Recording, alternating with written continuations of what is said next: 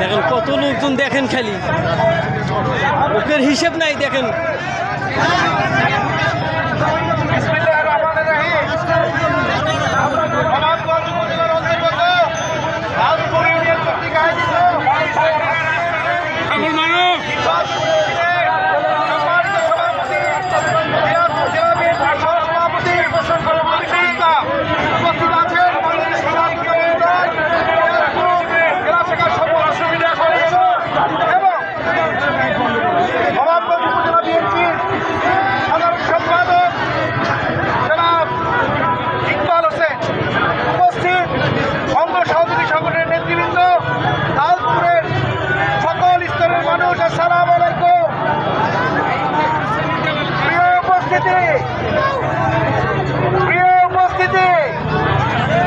বিগত 46 বছর পরে নবাবগঞ্জের মাটিতে নবাবগঞ্জের কৃতি সন্তান প্রফেসর ডাক্তার AZM জাহিদ হোসেন প্রাপ্তি হয়েছে।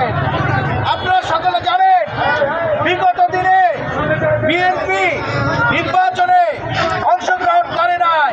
46 বছর পরে একক বিএনপির কোন প্রার্থী হয়েছে।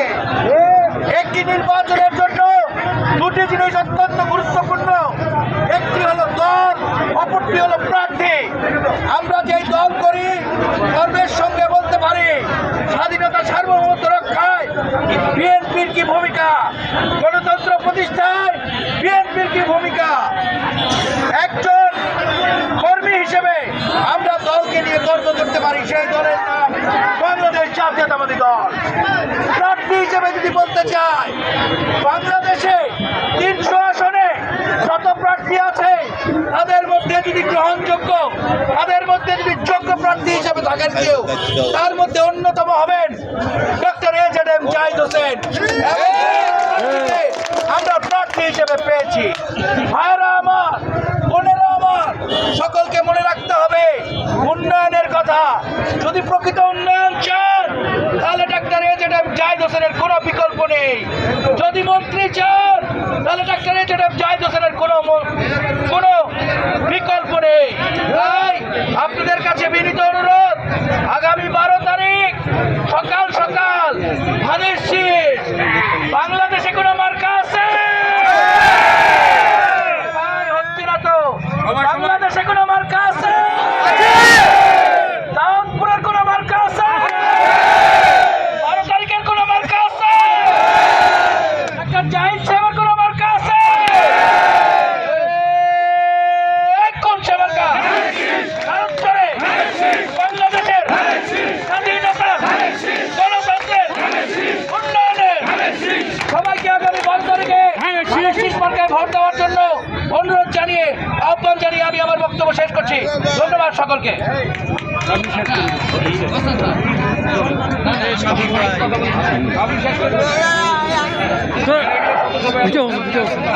বিসমিল্লাহির রহমানির রহিম।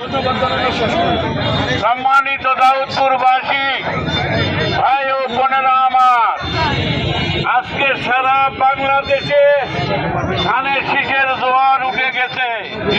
তাই আমি দাউদপুরবাসী ভাই বোনদেরকে অনুরোধ করে বলি, হিন্দু, মুসলমান, বৌদ্ধ, খ্রিস্টান সকলের উদ্দেশ্যে বলি, আপনারা সবাই ঐক্যবদ্ধভাবে দেশনায়ক তারেক রহমানের মার্কা, শহীদ রাষ্ট্রপতি জিয়াউর রহমানের মার্কা এবং দেশনেত্রী বেগম খালেদা জিয়ার মার্কা, জাহিদ সাহেবের মার্কা, আমাদের অধ্যক্ষ আতিউর রহমানের ধানের শীষের মার্কায় আপনারা যেভাবে খায়া না খায়া কোথায় ডুগডুগি, কোথায় কালীরহাট, কোথায় বিরামপুর ছুটে বেরিয়েছিলেন।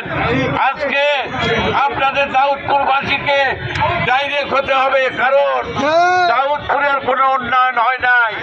তাই দাউদপুরের শিক্ষা প্রতিষ্ঠান, রাস্তাঘাট, মসজিদ, মন্দির, গির্জা সহ সকল পর্যায়ের উন্নয়ন করতে গেলে আমাদেরকে আগামী 12 তারিখে ধানের শীষে ডাক্তার এজেডএম জাহিদ সাহেবকে ভোট দিতে হবে। কারণ এই বাংলাদেশে আগামীতে তারেক রহমানের নেতৃত্বেই বিএনপি সরকার গঠন করবে।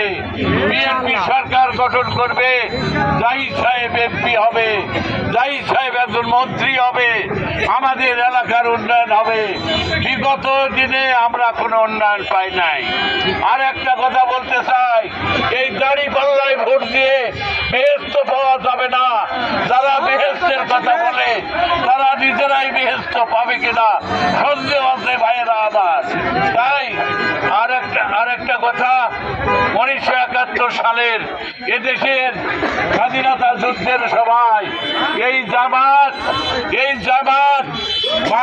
হিন্দু, মুসলমান, বৌদ্ধ, খ্রিস্টানের অনেক ভালো ভালো সুন্দরী মেয়েকে নিয়ে যা এই হানাদার পাকিস্তান বাহিনীর হাতে তুলিয়ে দিয়েছিল ভাইয়েরা আমার। আপনারা যারা 1971 সালে যুদ্ধ দেখেছেন আপনারা সবাই জানেন, এরা জঙ্গি। এই জঙ্গিতে বাংলার রাষ্ট্রীয় ক্ষমতায় অধিষ্ঠিত হতে দেওয়া যাবে না। করবো দাউদপুরের দলমত নির্বিশেষে আপনারা ধানের শীষের জন্য নামেন।